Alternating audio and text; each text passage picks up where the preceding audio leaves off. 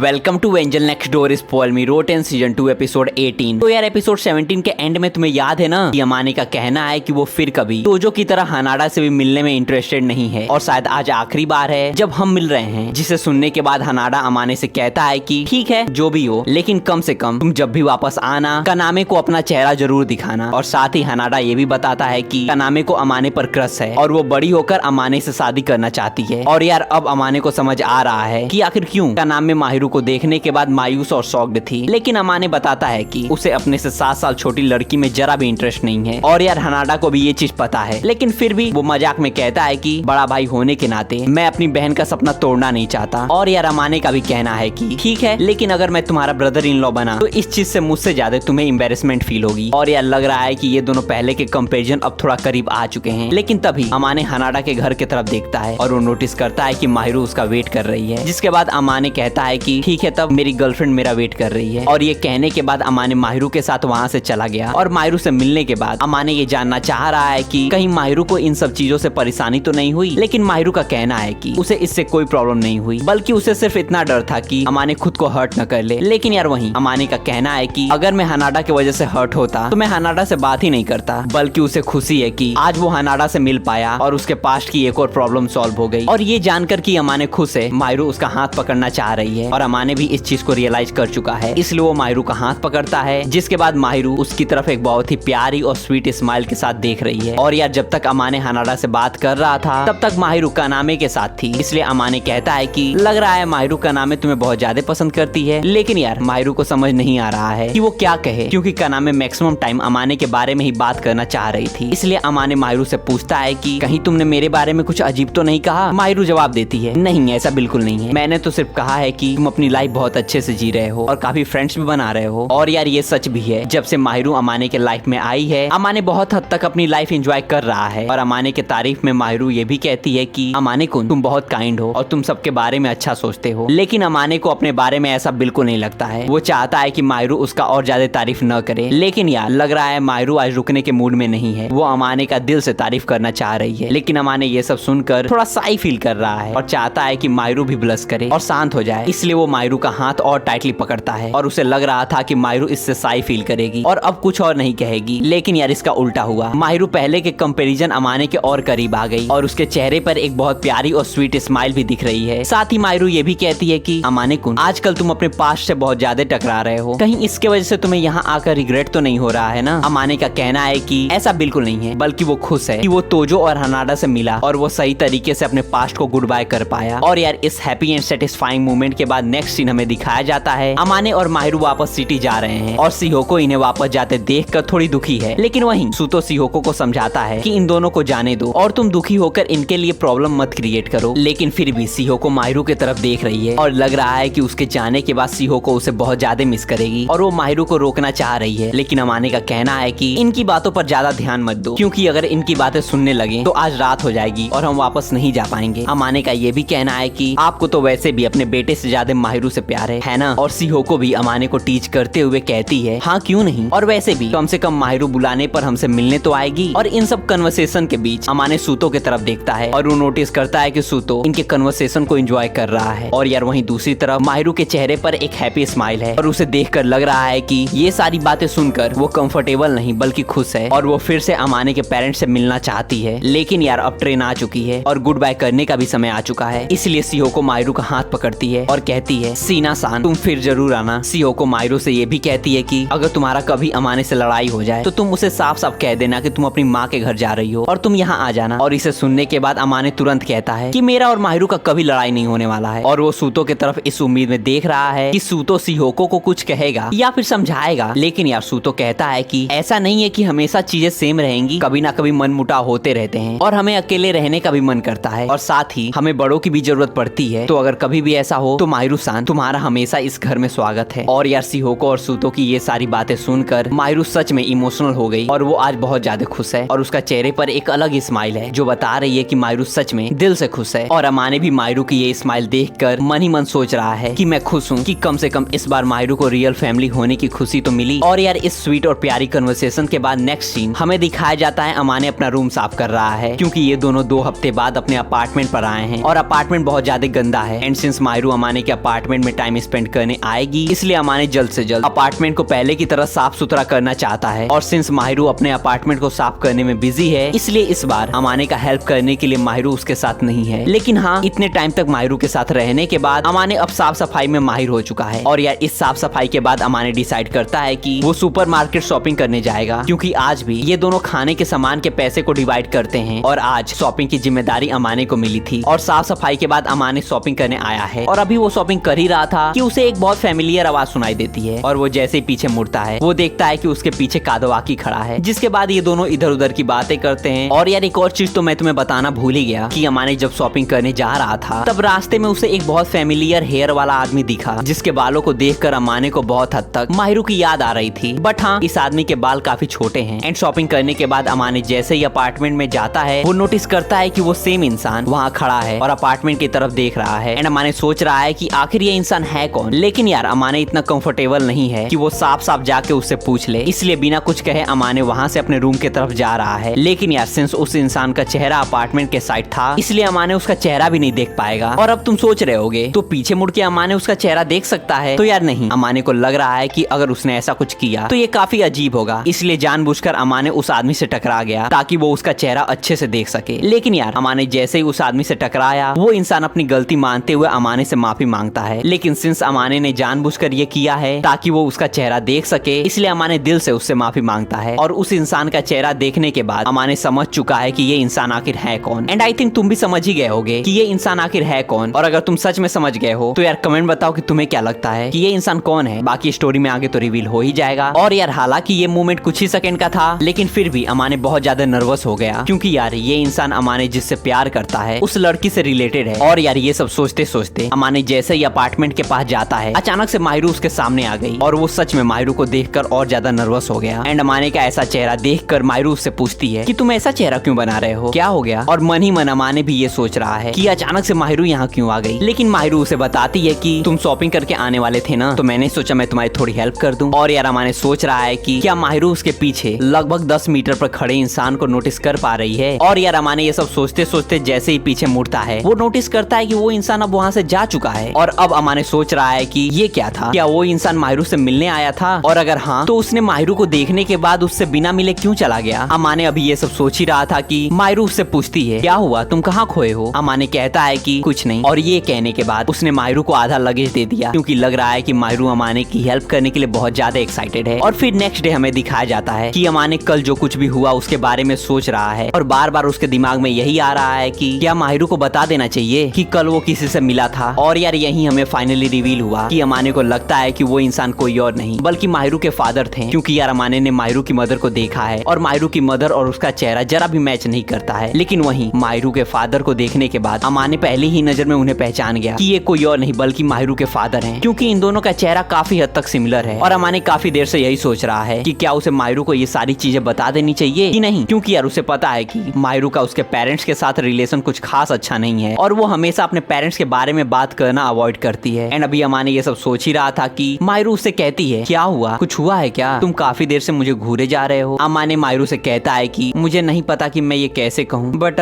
और यार माहिरू समझ रही है कि अमाने के मन में कुछ ऐसा है जो वो शायद बताने में कंफर्टेबल नहीं है। लेकिन माहिरू ने ये चीज अमाने के हाथ में छोड़ दिया और कहती है कि अगर तुम बताना चाहते हो तो मैं तुम्हारे किसी भी बात को सुनने के लिए तैयार हूँ, लेकिन मैं तुम्हें इसके लिए फोर्स नहीं करूंगी। और लगभग 10 सेकंड सोचने के बाद अमाने माहिरू को थोड़ी सॉफ्ट और कंफ्यूजिंग वर्ड में कल जो कुछ भी हुआ उसके बारे में बताता है और माहिरू से पूछता है कि क्या वो इंसान तुम्हारे फादर हो सकते हैं। जिसे सुनने के बाद माहिरू का कहना है कि हो सकता है कि मेरे फादर जैसे दिखने वाले किसी और इंसान को तुमने मेरा फादर समझ लिया हो। लेकिन यार अमाने का कहना है कि ऐसा हो ही नहीं सकता, कि उससे कोई गलती हुई है। अमाने को लगता है कि वो इंसान किसी न किसी तरह से माहिरू से पक्का रिलेटेड है, क्योंकि उसका चेहरा, आंखें और उसका इन्वायरमेंट पूरी तरह से माहिरू जैसा ही है। और यार ये सब सुनने के बाद माहिरू का ये भी कहना है कि मेरे फादर ने कभी मुझ पर ध्यान ही नहीं दिया और वो हमेशा अपने काम में बिजी रहते हैं और साल में 1 से 2 बार ही हम दोनों की बात होती है और वो भी मेनली किसी काम के लिए, इसलिए ऐसा हो ही नहीं सकता कि वो यहाँ आए हों और वो भी मुझे बिना बताए। और यार ये सब कहते वक्त माहिरू की आंखों में दुख साफ दिख रहा है, इसलिए अमाने ने उसे कंफर्टेबल करने के लिए उसका हाथ पकड़ लिया। और यार अब अमाने की बारी है कि वो माहिरू का ख्याल रखे और उसे कंफर्टेबल फील कराए, जैसा कि उसने अमाने का हमेशा ख्याल रखा है। और यार अमाने भी इसमें पीछे हटने वाला नहीं है। बाकी एपिसोड 19 में हमें पता चलेगा कि क्या सच में वो इंसान माहिरू के फादर थे और अमाने माहिरू को कंफर्टेबल फील कराने के लिए क्या क्या करने वाला है। बाकी टिल देन एंजॉय एनीमे। मिलते हैं एपिसोड 19 में।